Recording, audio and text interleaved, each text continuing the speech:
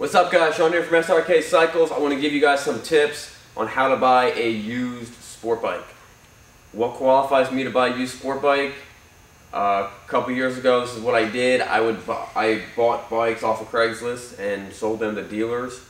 And I must have bought 300 bikes off of Craigslist, buying from private individuals. You learned a lot. You learned that almost no one is telling the truth about these bikes, which kind of shaped the way I sell my bikes, where I'm just transparent about everything.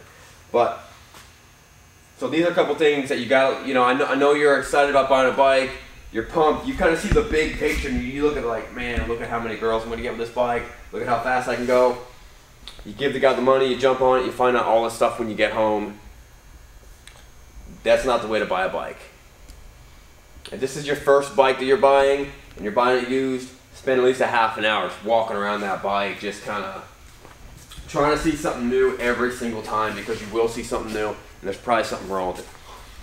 I'm going to go in an order. It's no specific order. Just make sure you check out these things. Number one, check out the fork seals. Actually, these fork seals are blown. I got to get that fixed. You should feel these, and it should feel like this on this side. You should wipe. Actually, that one's blown too. Come over here. It should feel like this. It's just clean metal. No oil on it at all. If you come over here and you feel these, it's all slick. You got blown fork seals. That's gonna be a couple $100. I'm gonna take it to the shop, get that fixed, because I like my fork seals to be good. So you definitely want good. So you look, that's probably about a $300 fix. It's not a deal breaker, but if you called the guy and he's like, "Oh, the bike's perfect," and you asked him whether the fork seals were good, and he told you they were good, and they're not, hey, you need to get a couple bucks off that bike. That's definitely at least a $300 fix to get those done. The next thing on the list. Now, do your research about the bike first. There's a couple bikes, and one of those is the 2005-2006 Suzuki GSX-R 1000. They actually had a frame recall. The frames would break when you came down on a wheelie. And where that's going to happen is down in here. And they actually put the frame recall was like a big metal bracket that Suzuki would put on that frame. So if you find one of those bikes that has a big metal bracket on there, you're good. If you find one that doesn't, you need to check for cracks, because they actually cracked. They would crack along the welds like this. Now this is a CBR, so it's not the exact weld, but it would crack along the weld of where the neck connects to the actual frame. That's very important. If that frame is cracked, that bike is trash. You really can't fix it. You got to replace the frame, a couple $1,000. Don't even buy that bike. So be really cautious about those bikes. Another thing. Have someone do a test drive of the bike. Now listen, when you're test driving one of these bikes, you don't have to like go popping wheelies and do crazy and be stupid about it and go super fast. Just give it get into a little bit of the power in first gear. Just make sure you can feel that power band, and then just kind of put around, bang through the gears real quick. Make sure you can go through all the gears. You can do the whole test drive in someone's cul-de-sac. You can do the whole test drive in less than a 1/16 of a mile. And you're good. You know whether that bike goes through the gears, whether the clutch feels good. Another thing you want to test is make sure the front brake rotors are not warped. Like I said before, you don't have to go super fast on someone else's bike. Don't do it to figure out whether the brakes are warped. Just go a little, kind of go, I don't know, 10, 15 miles an hour. Get on the brakes. If it pulsates, they're warped. Not a huge deal, but you got to replace the rotors. So if you didn't know about that before getting into it, hey, that's a talking point. That's something maybe you need to renegotiate with the price. Another thing, was the bike dropped? This is a big deal. There's a lot of different signs that you can look for to see whether the bike was dropped. Number one, they don't make tons and tons of colors for each bike. So if you're looking for a 2008 Honda CBR 1000. I think they only made it in like 3 or 4 colors. White was not one of the colors. That's going to be a sign right there. You're going to be, whoa, what's going on with this? Why is this bike white? So that right there, look a little closer. Was the bike dropped? So what you're going to look for I mean, look on the frame sliders. Hey, the frame sliders could be replaced, but these are fine. The main things, look on the engine casing. Look on the bottom of the engine casing. A lot of times these bolts will, like, you know, kind of shear off. These are all perfect looking. Look over here. Look on the swing arm. If you see deep scratches on the back of the swing arm, like right here, that bike was down hard. Or back here. And depending on which way the scratches are going, so if they're going this way, the bike laid down, slid that way. If they're going up and down, the guy low-sided the bike on a corner. The same thing with stuff up here. If you look right there, it looks like really light stuff.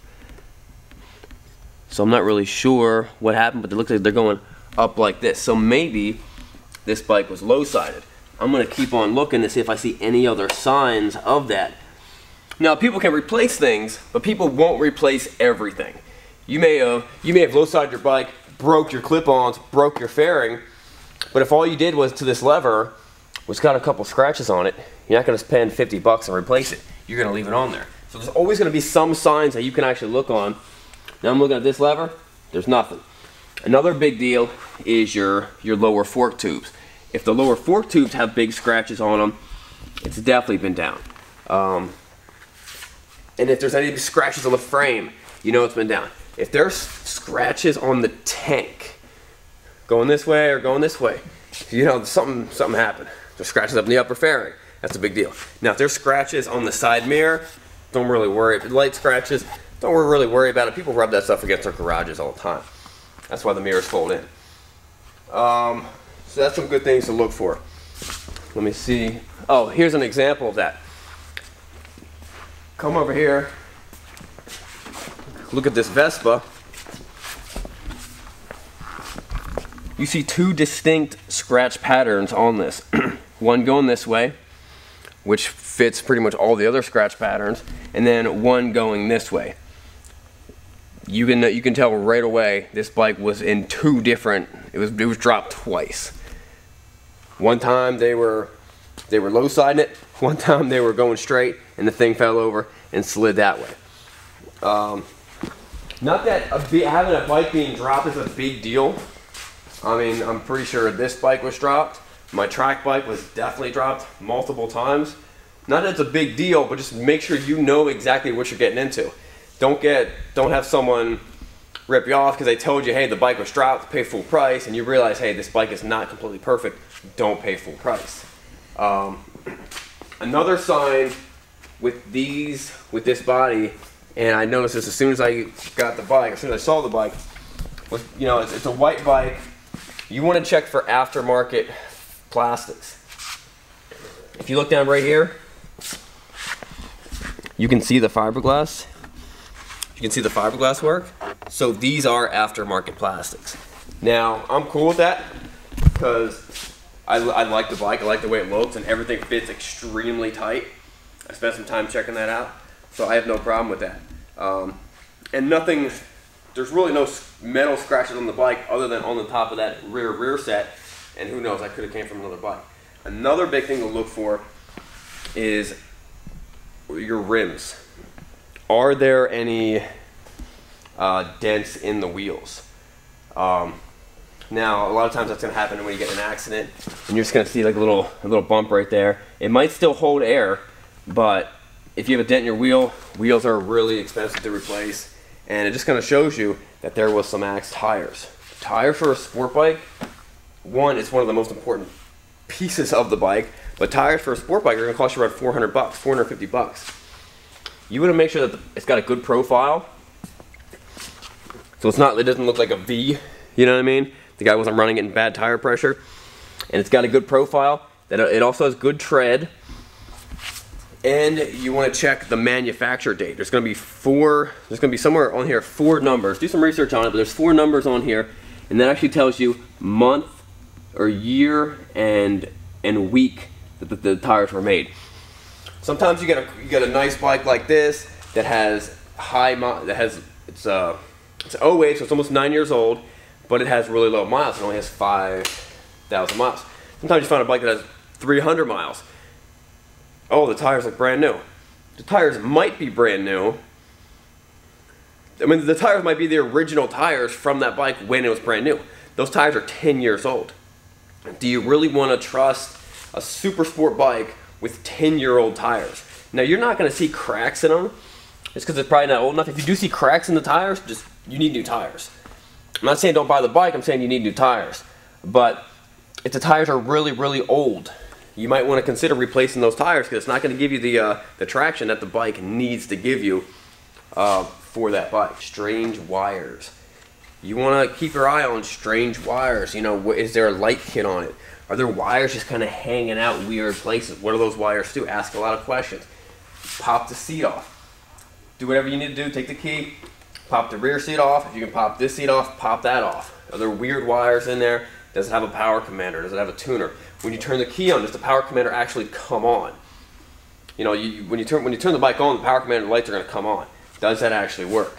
I try to avoid bikes that have goofy looking wiring in them, aftermarket alarms, all that stuff's a pain. It's not a deal breaker, but it does detract value because you have to take that junk off because who knows who installed it. And normally when something goes wrong with a bike, it's almost always because the aftermarket part was. If you see a bike and there's a strip under here of rubber, like little chunks of rubber in there, you know the guy's been doing burnouts on the bike. And I'm not saying it's a deal breaker, I'm just saying you have some idea of how that bike was recently treated in the past couple months. The guy was just smoking those tires. So none of these things are deal breakers depending on the price. But don't go into a deal thinking this bike is perfect and then finding out that this bike's been down multiple times, has a bent wheel, needs new tires, the guy he's been doing burnouts on it, and it needs fork seals, because that really changes the value. Either change, buy for a different price, or maybe you need to move on to a different bike. Another thing you want to check out is you want to figure out whether the bike has been a race bike or a track bike. One that's going to show you how it's been used. Not that it's not a big deal. The bike was made for that, but you want to see if someone's lying to you, because they might be, they might have been tracking the bike, and then they might have been like, no, it's not a track bike. It's never been. They might say it's never been on the track. Some signs of that is the bike safety wired? If the bike's been safety wired, not that it's a big deal. Some of my bikes are safety wired, but it gives you an idea that, okay, the bike was a track bike, this guy's not telling me, why isn't he telling me, what else is he not telling me? When I say safety wire, I mean stuff like this. You come over here, the banjo bolts are drilled, these bolts are drilled, I got safety wire, these bolts are not going to come out.